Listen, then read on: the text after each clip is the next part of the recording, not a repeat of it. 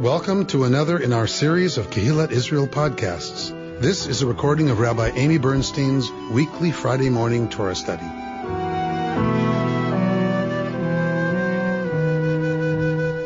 We're in a very familiar part of our Torah. We're in a part that we tell around the Seder table because we're still in Yetziat Mitzrayim. We're still in the going out from Egypt. As usual, we're going to set aside kind of our usual understanding of the story and the narrative, and we're going to move deeply into the text.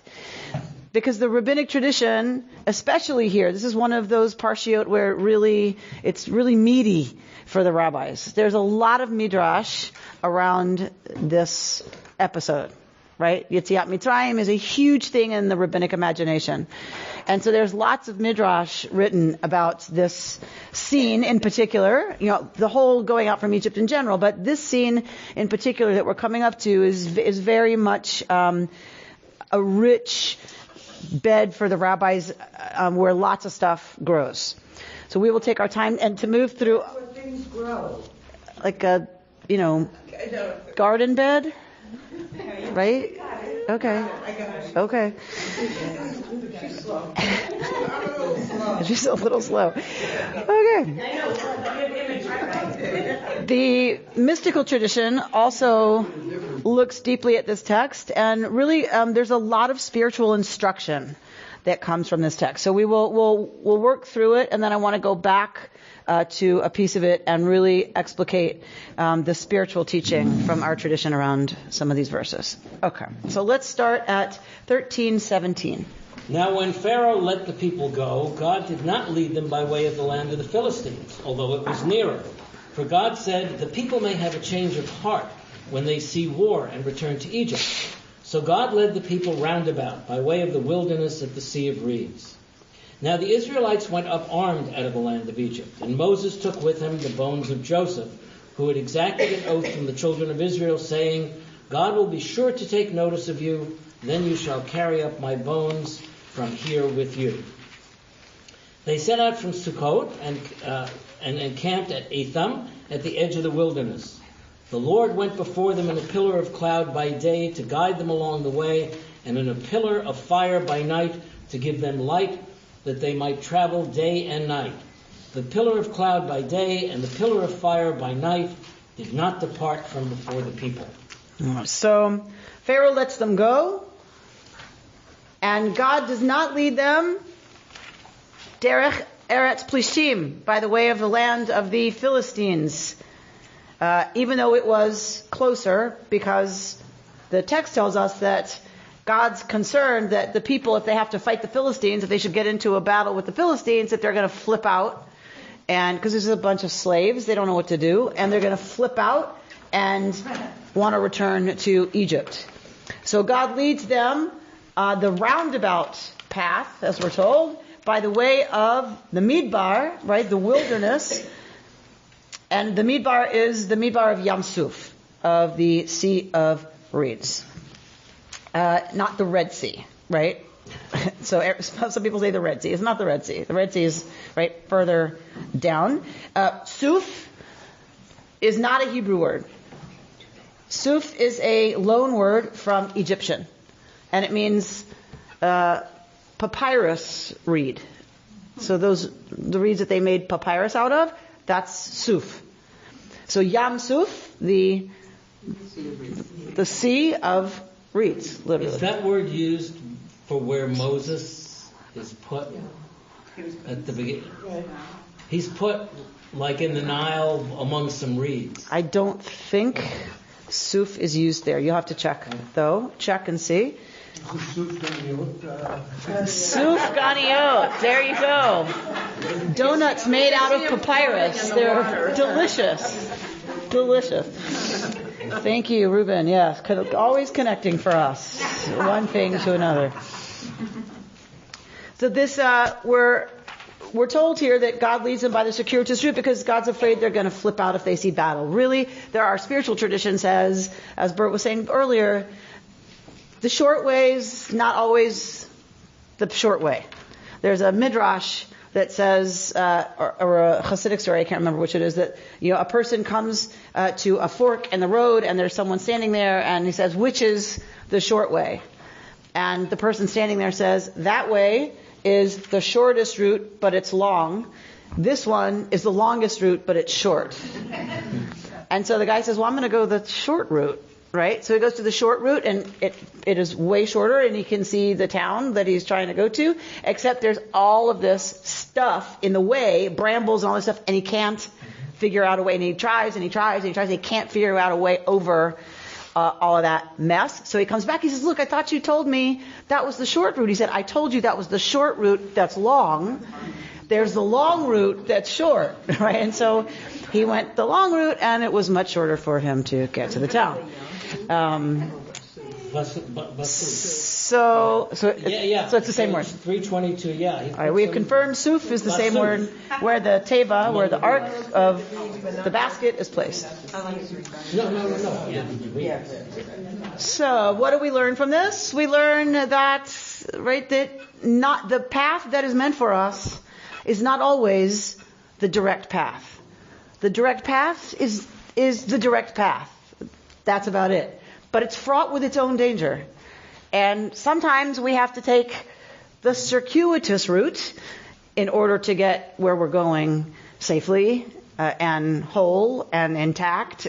And Rabbi Sheffa Gold says, well, of course we had to go through the Midbar, because that is what allows for Israel's transformation from slaves to, they never really make it past some of that, right? But they have to travel through the Midbar. We all do. You can't just go from Egypt, right, to the most direct route to the Promised Land. It doesn't work that way.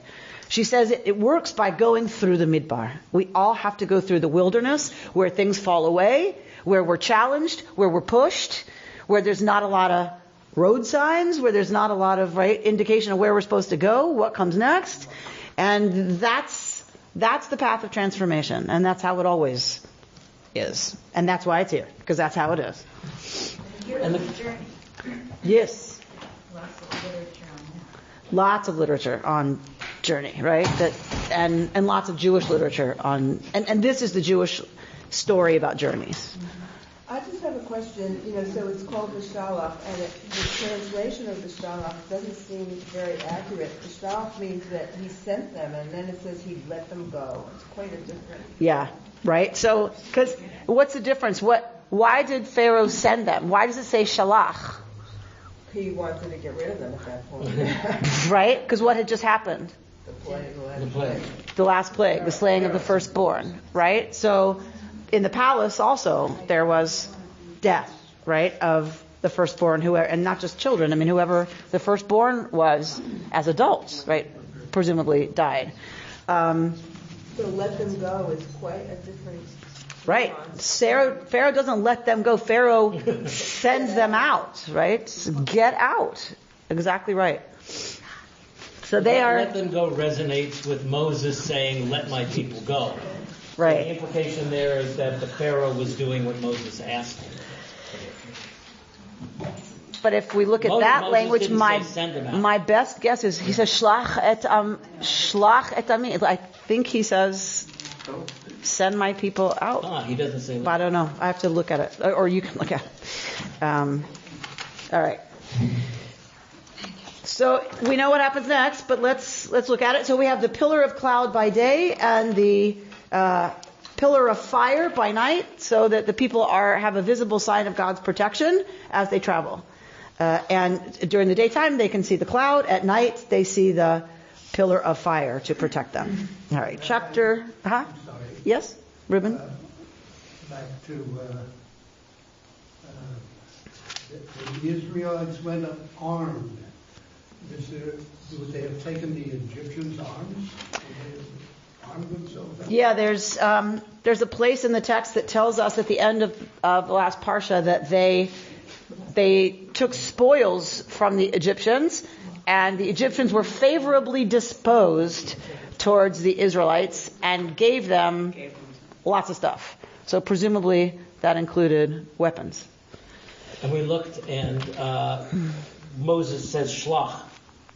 my people. Right. Send my people, not let my people go. Yeah. So shlach et ami, right? So that's the same language used of shlach ami. paro. Wait, we have duni.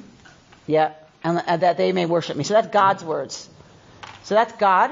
Shlach. Right. Shlach ami, send forth my people. Vayavduni, that they may worship me, that they may serve me, meaning not you. God says, send my people out that they might serve me, not you. And then Pharaoh, Shlach, sends them. So the spiritual, let my people go.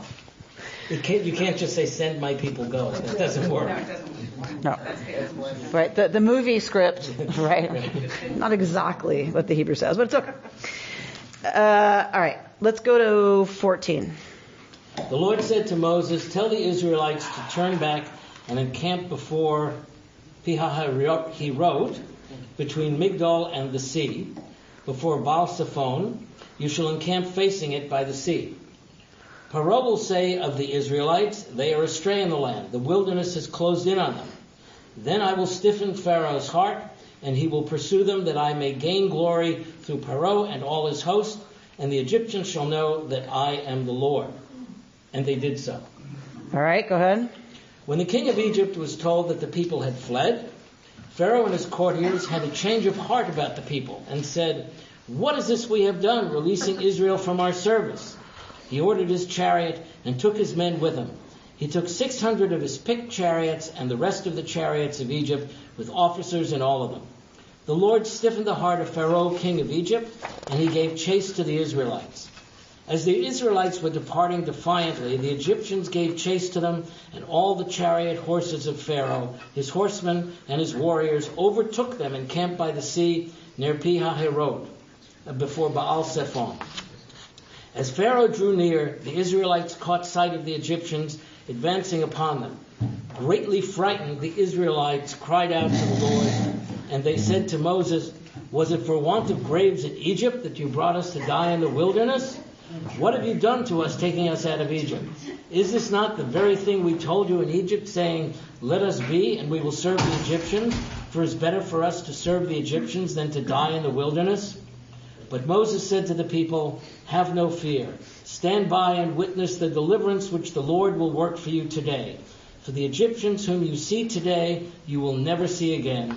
The Lord will battle for you. You will hold your peace. All right. You hold your peace. All right. It's a great text. A great, great, great text. The people are wandering. They're being taken by this circuitous route when all of a sudden God says to Moses, tell the Israelites to turn back and camp at Pi-Hachirot, between Migdol and the sea. So they're traveling, and all of a sudden they're told to turn back. They're fleeing the Egyptians, or Egypt, right? They're fugitives, essentially. And now they're being told to turn back, right? Not a great situation, we can imagine, for them. So they are now to camp between Migdol and the sea. Why? The text says, Pharaoh will say of the Israelites, they are astray in the land, the wilderness has closed in on them. It's a trick to have Pharaoh think they're lost, they're confused, whatever, and they're trapped. What will this do? It will lure Pharaoh to come after them. Then I will stiffen Paro's heart, and he will pursue them, that I may gain glory through Paro and all his host. And the Egyptians will know that I am Yud-Heh-Vav-Heh. We've seen this repeatedly through the text, right? This idea that Yud-Heh-Vav-Heh will become manifest, and everyone will know Yud-Heh-Vav-Heh has triumphed because Pharaoh is defeated. It's strange, he says he will pursue them. The he, I assume, is Pharaoh? Yes. And the them? Is the Israelites. Yeah? Mm-hmm. Okay. Yes, sir. When the king of Egypt was told, Ki varach ha'am, that the people had fled, not exactly accurate, right? Given that he just kicked them out, but they have, in fact, gone. They have fled. Pharaoh and his courtiers had a change of heart about the people. What is this we've done, releasing Israel from our service? Now Pharaoh takes all of his chariots. My notes tell me, right, this is a reference to all of his chariots, and all of his folk who could go fast. Right, chariots are terrifying things. In the ancient Near East, it was like the equivalent of a tank, because nothing could cut it down, and it had wheels that could cut people down as it went through a crowd, and it could crush people, right? And then whoever's on it is armed. So this chariot's coming super fast, and you're being shot at by that thing, right? That if you don't get out of its way, will crush you. So it really was the tank of the ancient world, and it was terrifying. So you see 600 tanks coming at you, and you're on foot, not a good thing. The Israelites are departing defiantly, says our text. The end of verse 8. Rita, tell me what that means, the end of verse 8. How did they leave? Uvnei Yisrael yotzim biyad ramah. What does that mean? With a high hand. With a upraised hand. That's how they leave Egypt. In the ancient Near East, gods brandishing a weapon in their right hand would have been a very common, recognizable image, right? That's how gods are portrayed.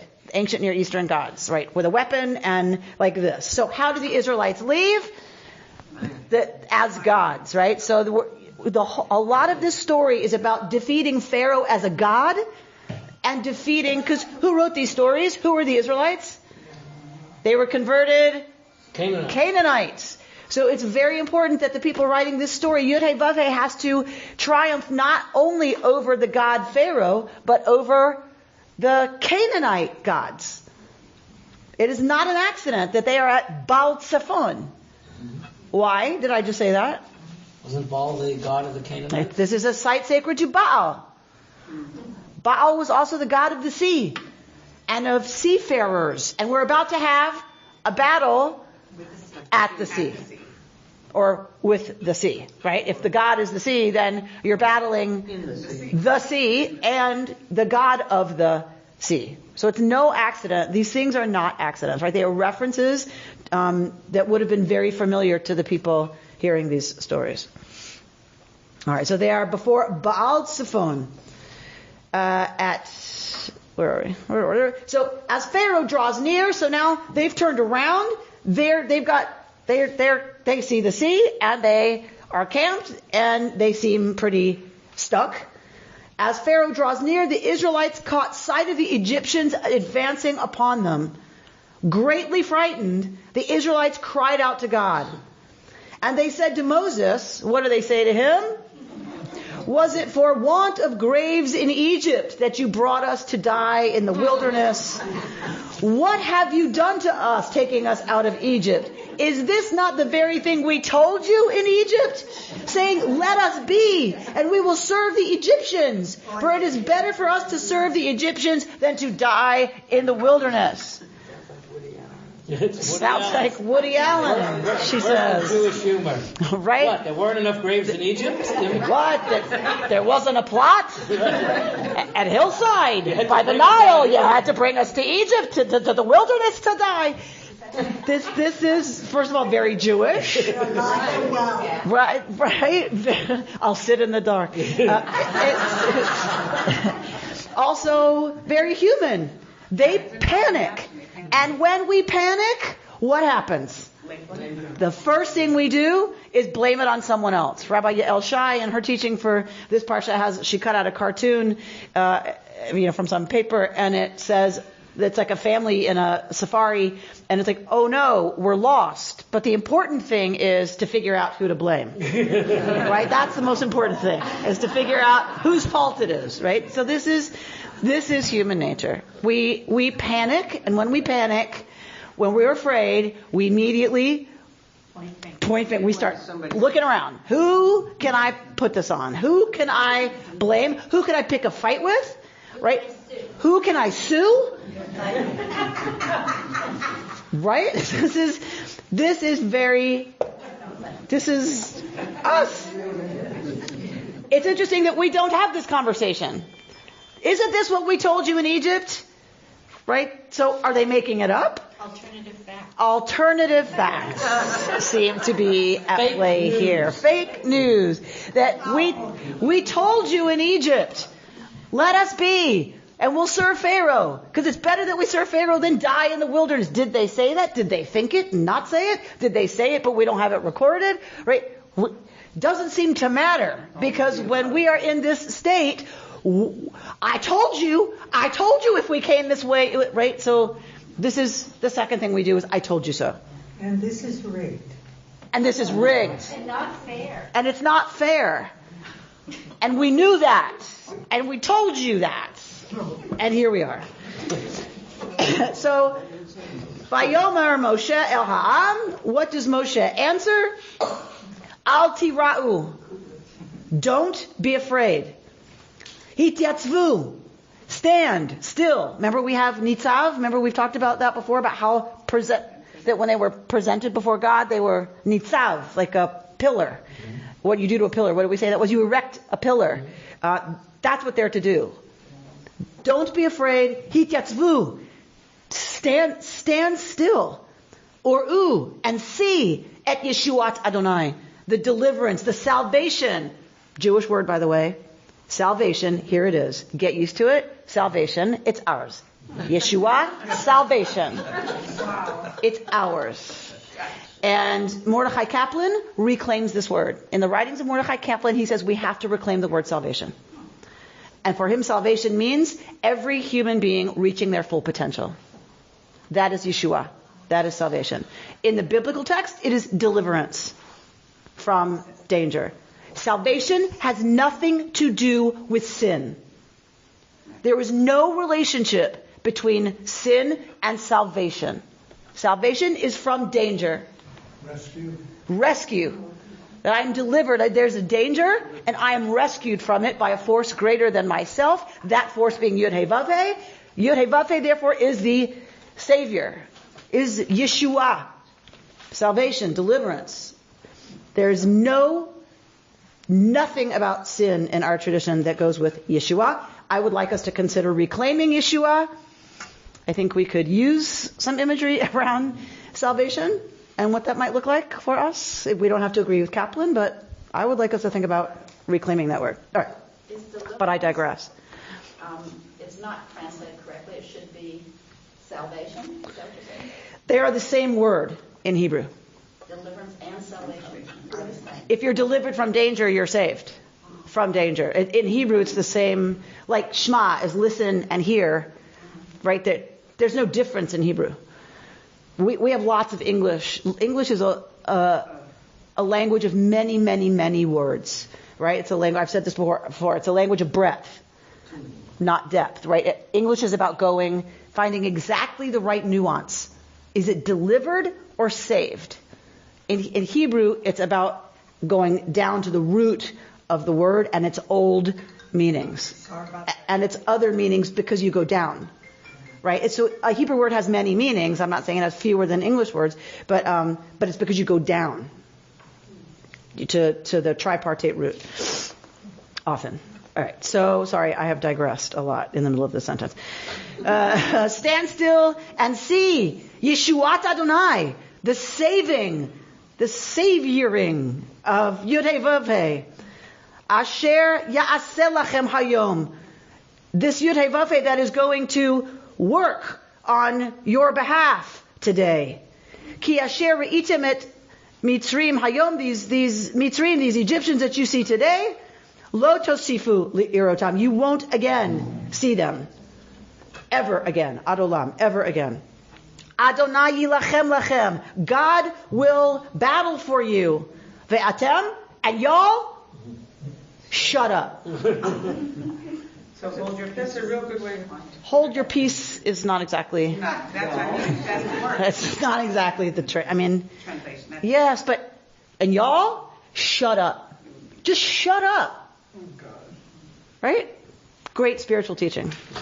Really beautiful. I'm telling you, this is really beautiful teaching. Because when we panic and we start pointing the finger and we start blaming and we start fighting, we either want to fight and make it somebody's fault, or we want to get angry, we want to make it Moshe's fault, this is all on you, we told you so, or we want to flee. We want to go back to Egypt. Right? We want to fight with somebody, or we want to flee. That's what happens when we panic. Fight or flight. It's ingrained, right? It's programmed into us. Actually, it's all the reading I've done tells me it's fight, flee, or cooperate. That's how we've always done it when things get bad. We fight, or we run, or we cooperate. That's how we hunt. That's how we defeat, right? Or we faint. Right? All right. So but that's not going to happen here, right? They are not going to cooperate. Like that's not happening. So they're in the fight or flee place. And so what is the teaching? The teaching is hityatvu, al tira'u is first. You must confront the fear and get a handle on it. Al tira'u. Don't be afraid doesn't mean you can't feel fear. It means don't go there. Don't allow the fear to become the thing that takes over. You have to confront the fear. And to do that, you have to stand still. Be present. Stand still. Just stop. You're selling meditation? I'm selling meditation. Absolutely.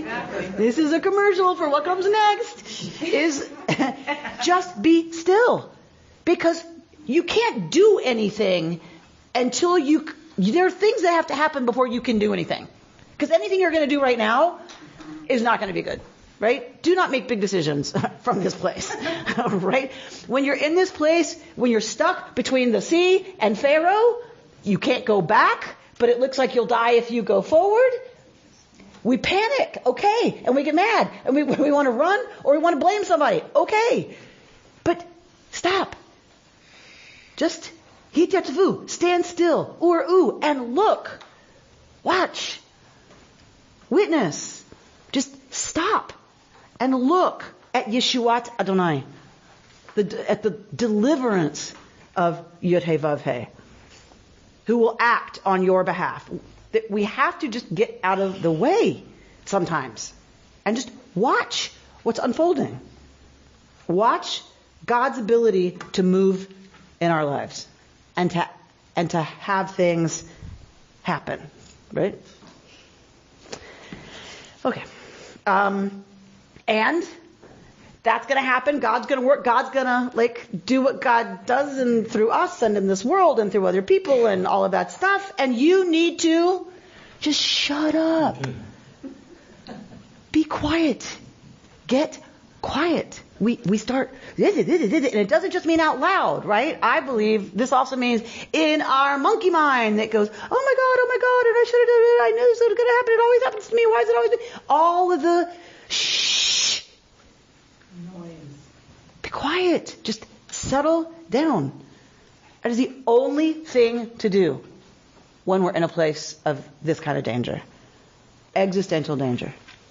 We start freaking out and panicking. Here are the instructions of what we're supposed to do. But God's going to give us another one at verse 15. Bert? Then the Lord said to Moses, "Why do you cry out to me? Tell the Israelites to go forward. And you lift up your rod and hold out your arm over the sea and split it so that the Israelites may march into the sea on dry ground. And I will stiffen the hearts of the Egyptians so that they go in after them. And I will gain glory through Pharaoh and all his warriors, his chariots, and his horsemen. Let the Egyptians know that I am the Lord. Then I gain glory through Pharaoh, When I gain glory through Pharaoh, his chariots, and his horsemen." Okay. So Moshe turns to God and says, then God says to Moshe, "Why do you cry out to me? Tell the Israelites to go forward." Has he cried out to God? We do not have any indication that Moshe has said one word. What did Moshe just say? Shut up to the people. God then says to Moshe, why are you crying out to me? We have no indication that Moses has said anything to God. Maybe he's questioning. Are we missing something? Is it not here? Is it a variant tradition where that was in? Could it be that Moshe is afraid too? And God doesn't need Moshe to talk out loud for God to know that Moshe might be looking like the leader, but he's also panicking. And he may be not only panicking, but he might be panicking on 2 counts. Pharaoh's army's coming, there's water ahead, and the Israelites are blaming him. So Moshe's in danger on all counts, on all fronts. Possibly, a lot of us look like we have it together, right? But you put us up before a high holiday audience, and inside, we're panicking, right? We're standing in front of the Jews, and we're about to bare our soul, and they're going to judge whether it was good or not. You panic. And so God apparently sees or knows something, because says to Moses, stop crying out to me. There is so much midrash here about, and it's interesting, the midrash is written by people who spend most of their day studying and praying. The rabbis wrote the midrash. And a lot of the midrash is about there's a time to pray and a time to act. And that God is saying to Moshe, quit davening. This is not the time to daven. You can bench later, right? But right now is the time for action. Quit praying. Look up from your Talmud and get moving. Tell the people to get going. Why do you cry out? Is there a singular and plural you? Singular. And this is singular? Yes.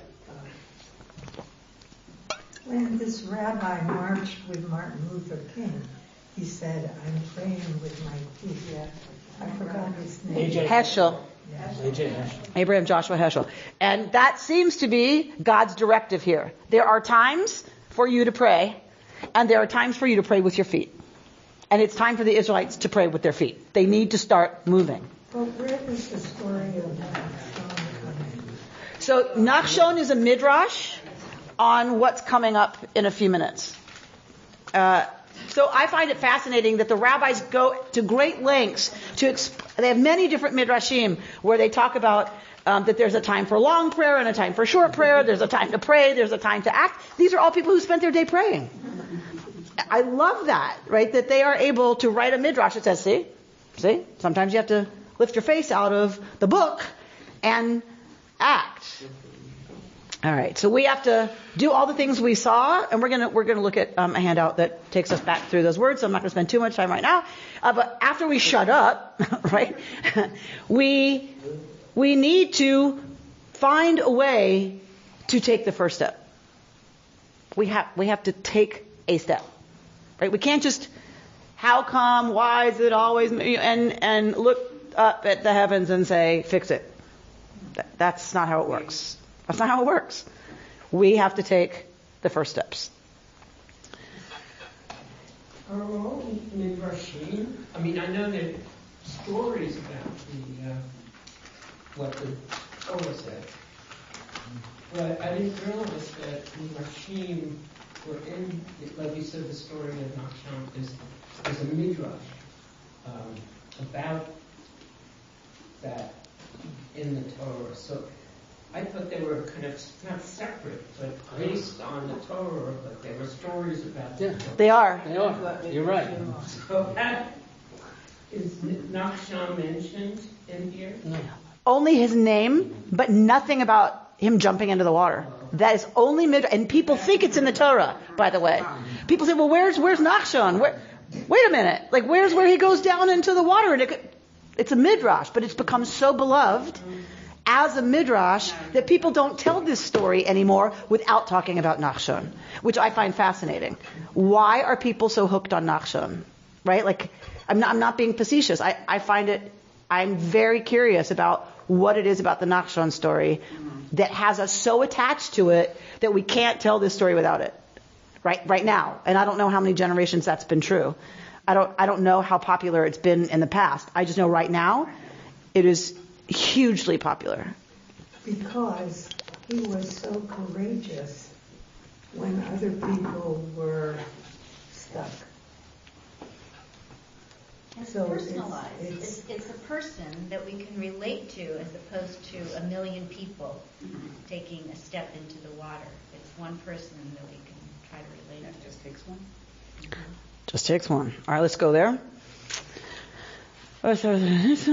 You will lift up your rod and hold your arm over the sea and split it so that the Israelites may march into the sea on dry ground. And I will stiffen the hearts of the Egyptians so that they go after them, and I will gain glory through Pharaoh, right? All this is going to happen. Then we're going to go to verse 19. The angel of God who'd been going ahead of the Israelite army now moved and followed behind them. And the pillar of cloud shifted from in front of them and took up a place behind them. And it came between the army of the Egyptians and the army of Israel. Thus there was the cloud with the darkness, and it cast a spell upon the night, so that one could not come near the other all through the night.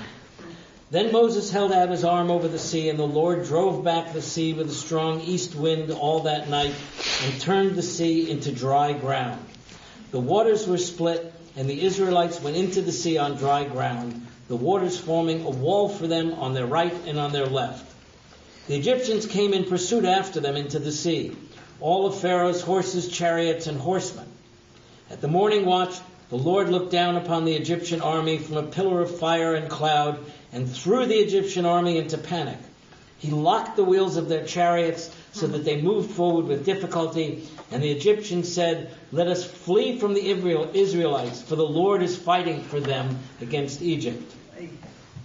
Then the Lord said to Moses, "Hold out your arm over the sea, that the waters may come back upon the Egyptians and upon the chariots and upon their horsemen." Moses held out his arm over the sea, and at daybreak the sea returned to its normal state, and the Egyptians fled at its approach. But the Lord hurled the Egyptians into the sea. The waters turned back and covered the chariots and the horsemen. Pharaoh's entire army that followed them into the sea, not one of them remained. But the Israelites had marched through the sea on dry ground, the waters forming a wall for them on their right and on their left. If you do not understand what just happened, you are not alone. The Hebrew is very tangled in terms of the actual visual imagery of what happened. This is just like, where else do we have this?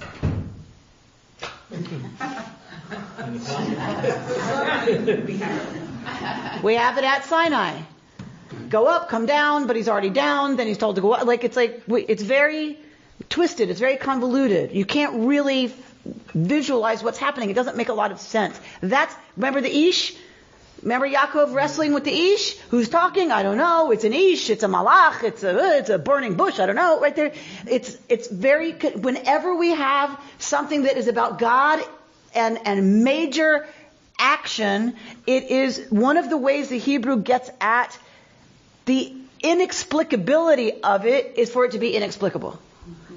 It's confusing. It's meant to be. It is.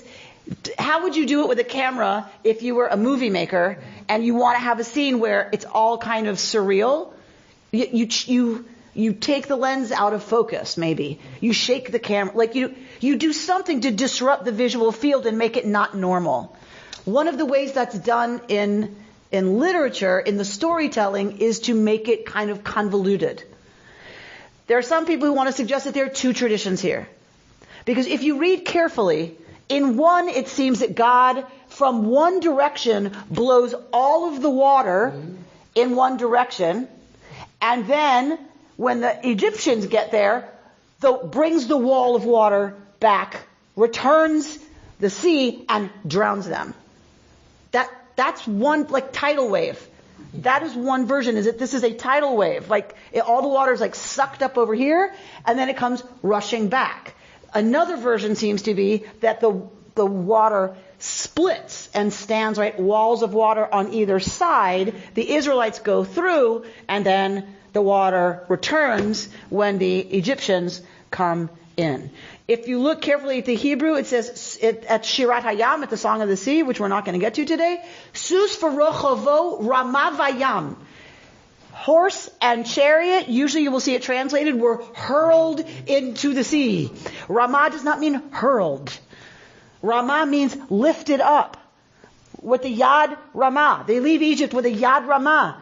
An uplifted hand, an uplifted arm. It's the same word, Ramah. They were Rama Vayam. The sus, the horse, and the rider were lifted up in the sea. Suggests a tidal wave, right? So some kind of, they are lifted up and then, right? They go down when it returns. In any case, right? It seems there's something that happens with water, and we are told that the Israelites go on Yabasha bitoch hayam, dry ground in the midst of the sea. The rabbis love this. They have lots of midrashim dealing with, was it sea or was it Yabasha? Was it dry land? You can't have both. Right? And so they love this kind of paradox of that it's dry land in the sea. They have a lovely midrash about Reuven and Shimon. It's always Reuven and Shimon. Reuven and Shimon are walking through this. When it happens, the water splits. Well, if the water splits, the land is not going to be dry in the rabbinic imagination, right? If the water may part so you can get through, but what's it going to be like?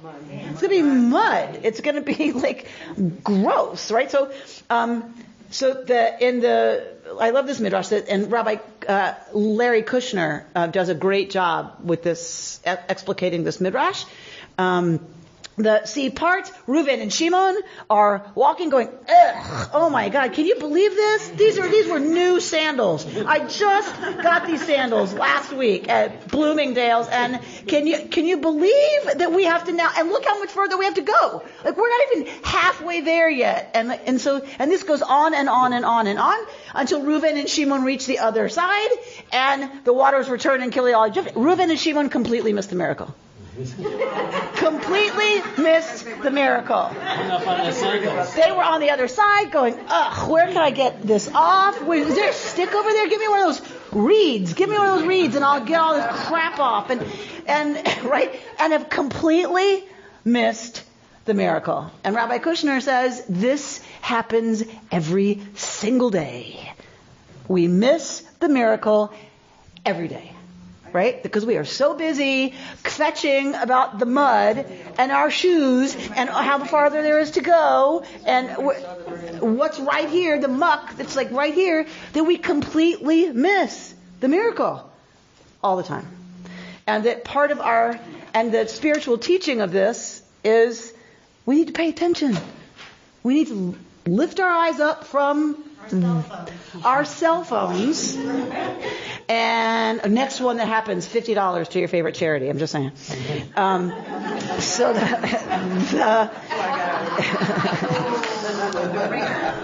turn them off, people, because $50 is a lot of money. You could buy a nice pair of sandals for $50. I'm just saying. So we need to lift our eyes up from the garbage, right? Because that's what we see. And of course, there's mud. There's always going to be mud. But if you're slogging through the mud looking at the walls of water and all the fish swimming in there, like if you aren't focusing on the fact that the divine has manifested in your life to bring you to this moment of being able to walk in the mud and not drown because your enemies are being held back from killing you, like all the things that could destroy you that didn't today. If you can see that, then you're like, okay, so there's mud. There's always going to be mud. We can't get to the other side without mud. Okay, take off your shoes, roll up your pants, put your big girl panties on, and let's go. How amazing is this, right? So that's a choice. That is a choice given to us all the time, every single day. So you're talking about gratitude, really. 100%. Awareness, mindfulness, right? And choosing what we focus on. Reuven and Shimon chose to focus on the mud, and they completely missed what happened, the whole miracle. The rabbis also say that the lowest of the, slaves of the slaves, that the lowest slave, which has to be female, of course. So the lowest handmaid at this moment saw more than the greatest, visionaries of times after this. And for me, I think one of the things that is saying is you don't have to be brilliant to notice the miraculous.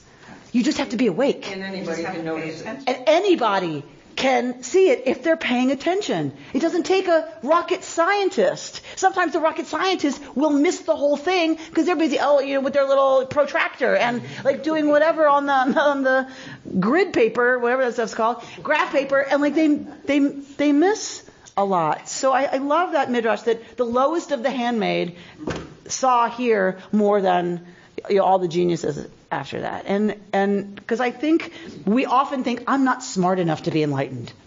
I don't read enough spiritually challenging texts. I don't know this stuff. I don't know the midrashim. So it's not accessible to me, right? And our tradition is very clear. It's absolutely accessible if we're paying attention.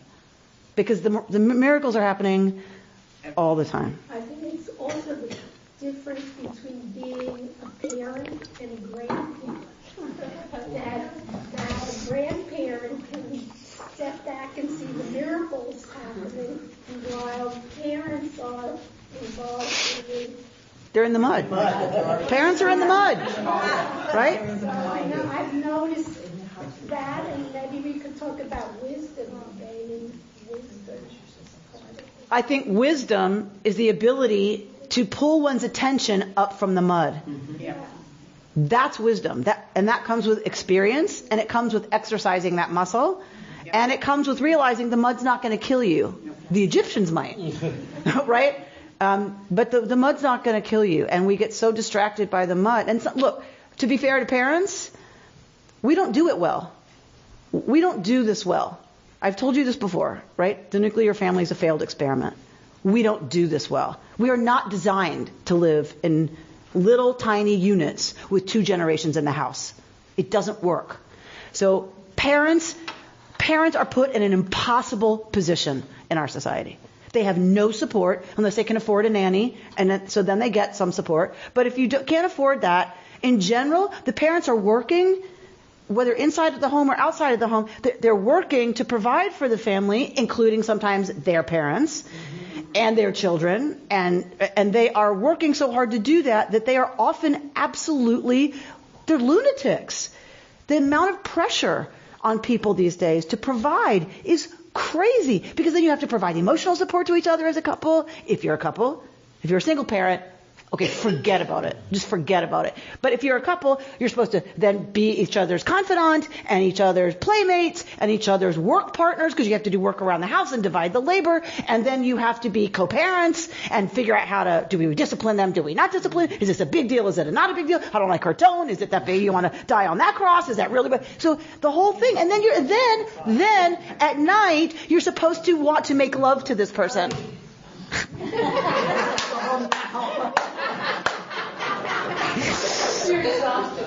Right?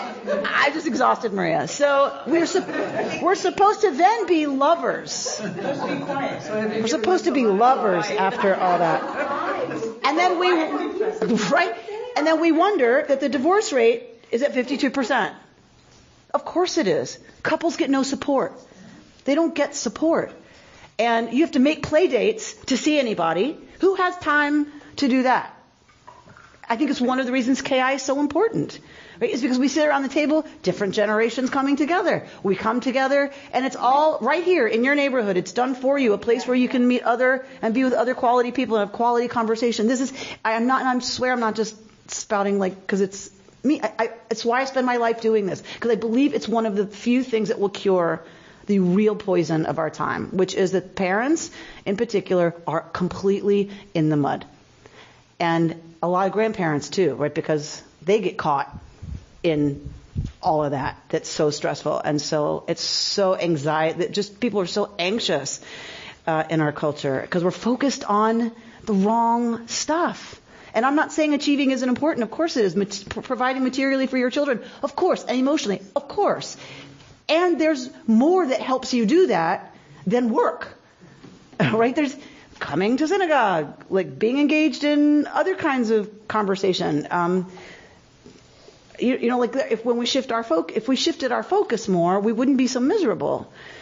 I believe what we have done as a people with this text is address exactly what you're talking about. That we could start as grandparents. but we can't. Like, right?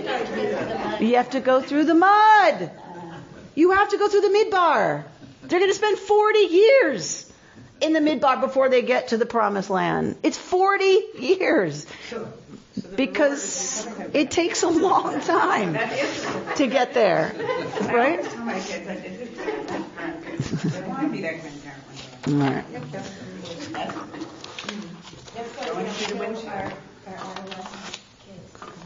Why don't we kill them? The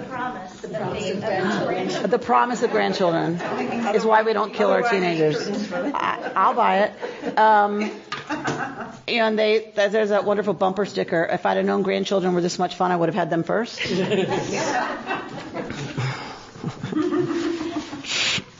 So I think having adolescence, if my memory serves me, is like wandering through the.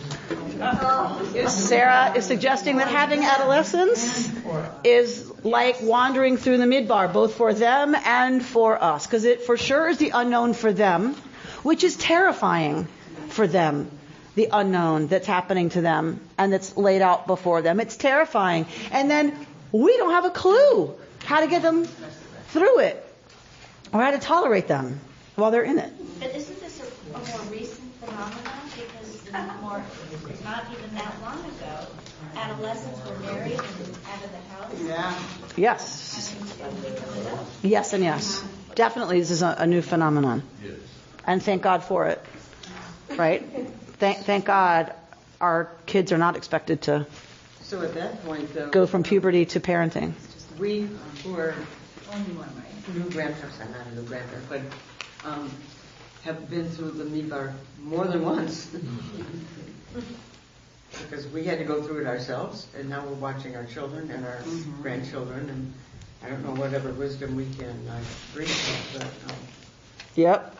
So, and it's different, right? How we went through it, and we have to be careful not to impose our midbar experience on theirs, right? That's what I spend a lot of my time doing these days, is making sure, Amy, is this your experience that you're projecting, or is there truly some wisdom there that she's ready for out of her own experience, right? It's a really hard, particularly when you're raising your clone. It's not an easy thing. I'm just saying. So I'll share with you from some other folks, and then we'll go to the paper that I gave you by Rabbi Rachel Goldenberg. First, Rabbi Yael Shai talks about this moment where they're at the sea, and Pharaoh's coming up behind them, and she says, "We are stuck, completely stuck. What do? We display what Aviva Zornberg calls radical doubt." And what happens when we experience radical doubt? She says, and we blame. We start to blame others. These are the classic responses to feeling stuck and afraid. When we truly don't know how to get out of the mess it looks like we're in, we begin to panic, and panic leads to anger, blame, sometimes of ourselves, sometimes of others, and a desire to go backwards, even if going backwards is not an option. Right? How many times do we want to go back to what's familiar, right? Even if it was horrible, it's familiar. She says, I don't think it's accidental that Moshe's words come in the order that they do, right? That we just saw what Moshe says to the people. We must calm down, be still, and resist panic and despair if we are to find a way out. We must trust that our distorted, fearful views we see in times of pain and struggle are fleeting. We have to stay in the not knowing longer than is comfortable in order to allow our path to emerge. Because we're panicking at the not knowing, right? That's what am I going to do? I don't know. And that's when we panic. Yeah, but we start fearing. Like you were saying, you start going to the fear section. Exactly. Rami Shapiro also comments on all of these words, and I love what he does with it. He says, what does Moshe say to the people? Do not be afraid. And Rami says there are two kinds of fear. Fear that liberates and fear that freezes. And so what he's saying to them is, don't be the kind of afraid where you freeze. And he says, Rami says, we think we're afraid of the unknown. He says, but that's impossible. You can't be afraid of something you don't know. You're afraid that something that's happened is going to happen again. We are never afraid of the unknown. We are afraid that what's ahead of us is going to have a component of something that's happened before. We're going to get hurt. We're going to be betrayed. We're going to have our hopes dashed. We're going to, fill in the blank. Whatever has most wounded us, that's what we're afraid is coming, which I think is brilliant. I think it's absolutely genius because it's true. In my experience, that's true. We're afraid of the unknown circumstances, of course, and what's unfamiliar, of course. But that's not what really scares us. What scares us is, I've been here before, and it was horrible, right? Like, we're afraid that's what's going to happen. Depends on how you handle what was there before. I can't hear you. I'm sorry. I said it depends on how you handle what was there before. Possibly. But even if you handled it well, we might be terrified that it's coming again. Right? Because I might have to do that again. And I don't want to do that again. That was terrible. That the fear that liberates, because remember in Hebrew the word yirah is both fear and awe. That the fear that liberates is closer to awe. Right? So we can get in the fear that freezes us, or we can look at that fear and say, can we shift this towards awe? That's what part of the instruction Moshe is giving them, of course. Take courage and see is how Rami Shapiro translates that part. And he says, Moshe urges the people not to be afraid, not to freeze, but doesn't yet urge them to move on. That's coming, but it's not yet. Before they can move, there's other stuff that has to happen. They have to have the courage to take those first steps. They must face and accept the reality of their experience. Only when they see what their options are can they move forward. They have to stop and settle down and see. They have to look. Going back to Egypt, yes, that's one option. Is it the best option? Probably not. Let's look and see what other options might be available here. And speak to the people of Israel. I love this. When God says to Moshe, speak to the people and tell them to move forward. Rami says, speak, don't argue. Speak, don't yell. Speak, don't command.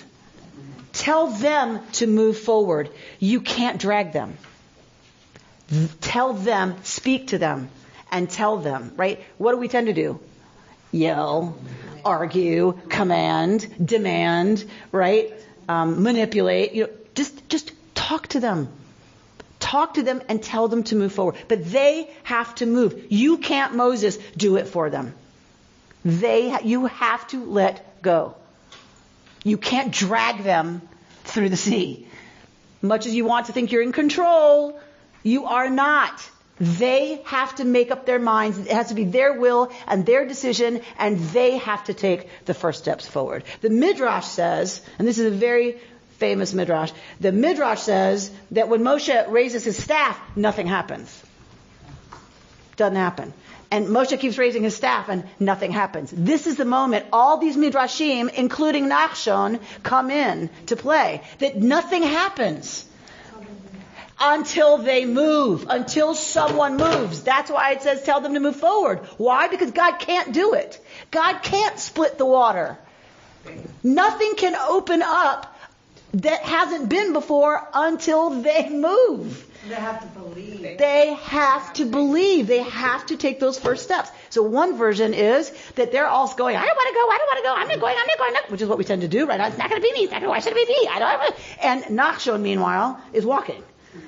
And Nachshon walks down to the water and walks to his ankles and then to his calves, his knees, his waist, his chest, his neck.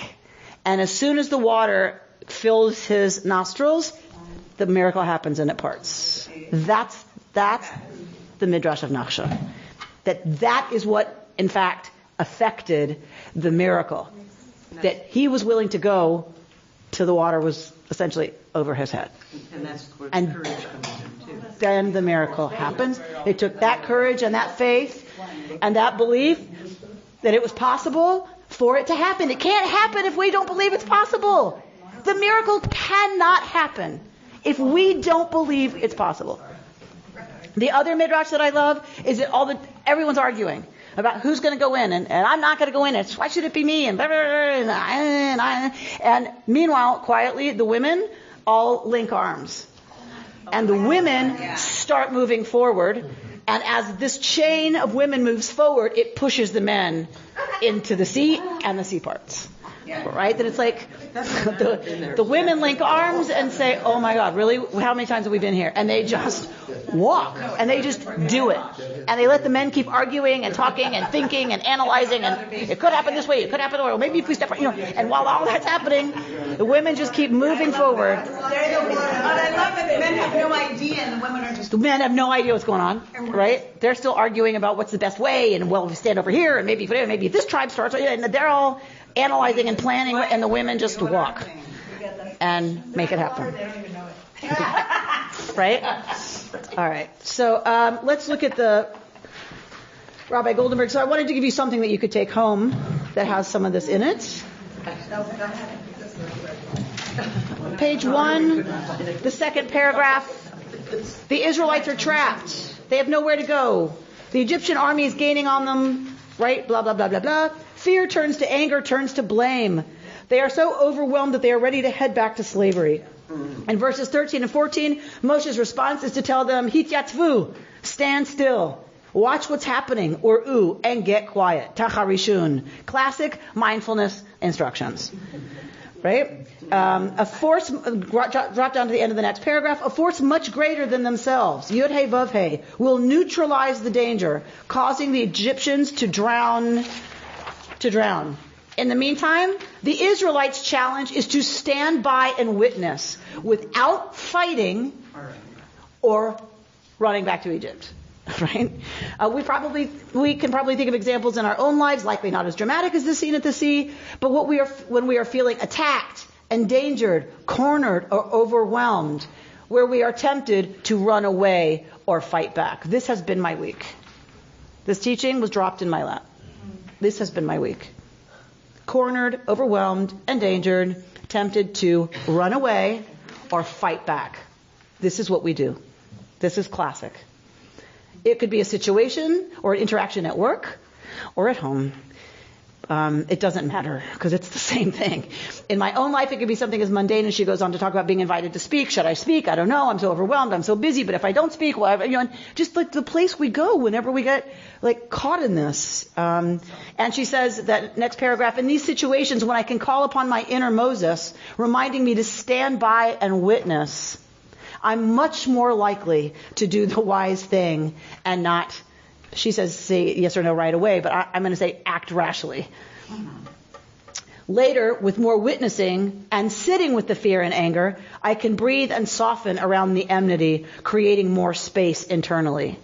I can then come back to the decision with a clear head, my ego in check, and a more realistic sense of what will best serve me, my family, and the world. There it is. Amen. Stay for the next hour and see what it can work in your life. I'm going to have Sarah close, as become my custom. You may even not know it, but she did this last time we were at this Parsha. I'm going to have Sarah close with a poem by Marge Piercy called Magid, the Telling. The courage to let go of the door, the handle, the courage to shed the familiar walls whose very stains and leaks are comfortable as the little moles of the upper arm, stains that recall a feast, a child's naughtiness, a loud battering storm that slapped the roof hard, pouring through. The courage to abandon the graves dug into the hill, the small bones of children and the brittle bones of the old whose marrow hunger had stolen. The courage to desert the tree planted and only begun to bear, the riverside where promises were shaped, the street where their empty pots were broken. The courage to leave the place whose language you learned as early as your own, whose customs, however dangerous or demeaning, bind you like a halter you have learned to pull inside to move your load. The land fertile with the blood spilled on it, the roads mapped and annotated for survival. The courage to walk out of the pain that is known into the pain that cannot be imagined, mapless, walking into the wilderness, going barefoot with a canteen into the desert, stuffed in the stinking hold of a rotting ship, sailing off the map into dragons' mouths. Cathay, India, Siberia, Golden Medina, leaving bodies by the way like abandoned treasure. So they walked out of Egypt. So they bribed their way out of Russia under loads of straw. So they steamed out of the bloody, smoking charnel house of Europe on overloaded freighters, forbidden all ports. Out of pain into death or freedom, or a different painful dignity into squalor and politics. We Jews are all born of wanderers, with shoes under our pillows and a memory of blood that is ours raining down. We honor only those Jews who changed tonight, those who chose the desert over bondage, who walked into the strange and became strangers, and gave birth to children who could look down on them, standing on their shoulders for having been slaves. We honor those who let go of everything but freedom, who ran, who revolted, who fought, who became other by saving themselves. Wow. Shkoch. A beautiful way to hold our story. That is our story. And we chose the desert over bondage. She tells it all. Yeah. She tells it all. There's our history. And she doesn't spare the children of those who lost everything, to bear them in freedom. And to have those children look down on them for having been slaves. Those children who make fun or are embarrassed by the parents' accent, right? And all the pain that engenders for everybody, and but we choose that pain over bondage, and we have to do it all the time. And we honor all of those everywhere in this world, not just Jews, everybody in this world who's chosen the incredible pain of what's not even imaginable to be free. And may we do everything we need to make sure that we are helping all of those who need to be free and want to be free and are working hard to be free. May we do everything we can to help them reach the Golden Medina. Shabbat Shalom. You've been listening to Rabbi Amy Bernstein's Friday morning Torah study from Kehillat Israel in Pacific Palisades, California. For more information, go to our website, www.ourki.org.